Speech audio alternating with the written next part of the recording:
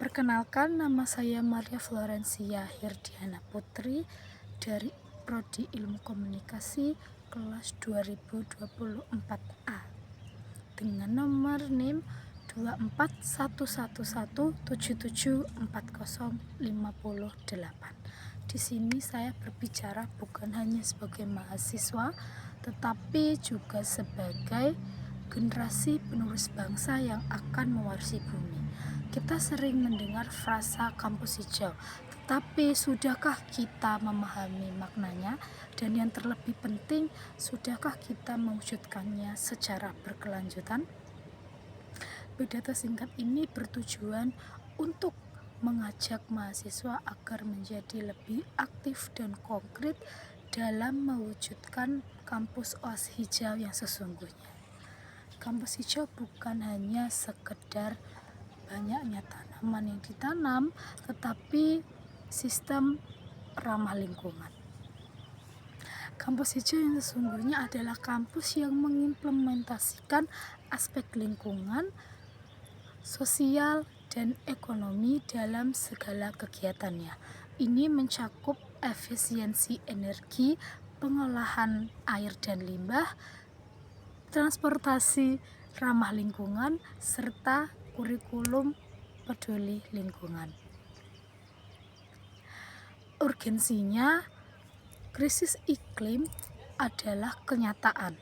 Kampus sebagai pusat intelektual harus bisa menjadi laboratorium hidup bagi solusi lingkungan global. Yang kedua adalah peran mahasiswa. Mahasiswa adalah agen inovator perubahan. Apa peran kita sebagai mahasiswa? Kita adalah penggerak utama. Yang pertama, bisa dimulai dari diri kita sendiri,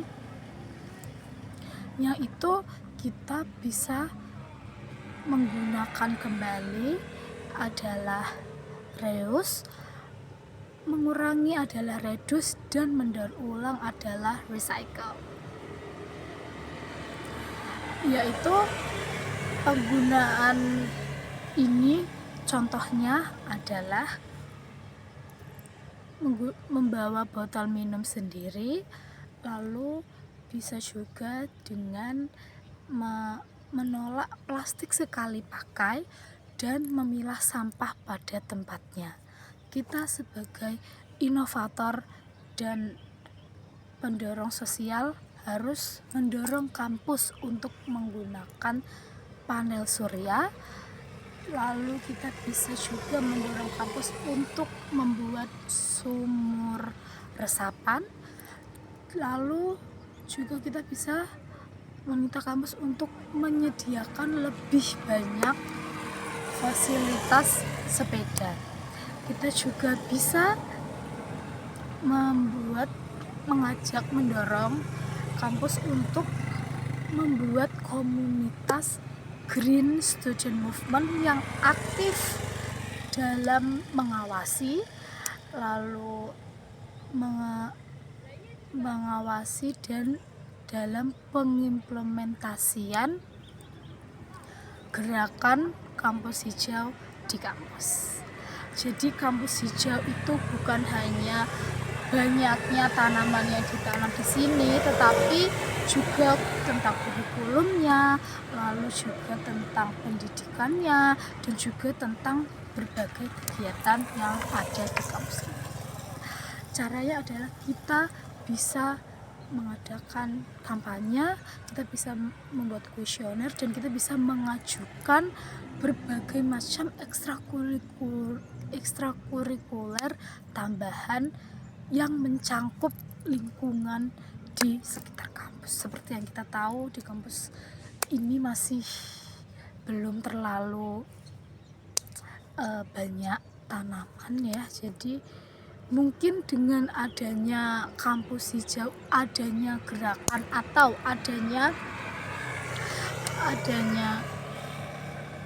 ide untuk membuat komunitas yang mencintai kampus hijau, yang mencintai dan juga mau mengusahakan program kampus hijau bisa menjadikan kampus kita menjadi kampus hijau yang sesungguhnya, karena kedepannya kampus ini akan menjadi lebih maju dan pasti akan lebih banyak bangunan yang didirikan, dan itu bisa mengurangi tanaman-tanaman seperti di sini seperti di sini yang ditanam, dan itu harus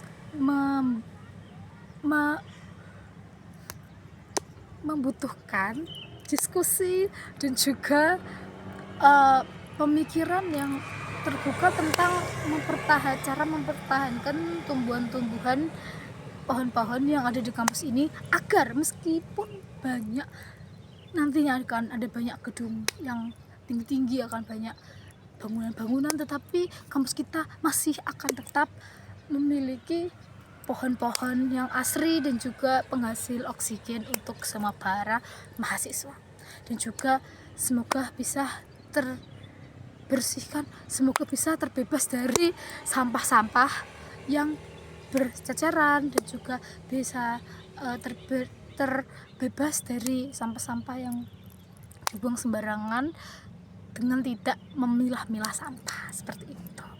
Demikian pidato yang bisa saya sampaikan tentang kampus hijau, dari mulai definisi kampus hijau, lalu contoh-contohnya, dan juga cara mengatasi dan juga solusi bagaimana kampus hijau supaya lebih asri, lebih indah dipandang, dan tetap mempertahankan keindahan, keasrian, kesejukan, kehijauan ya di kampus ini, meskipun nantinya kampus ini akan menjadi lebih maju, memiliki banyak bangunan, tetapi bisa tetap mempertahankan kampus yang hijau, asri, dan juga sejuk.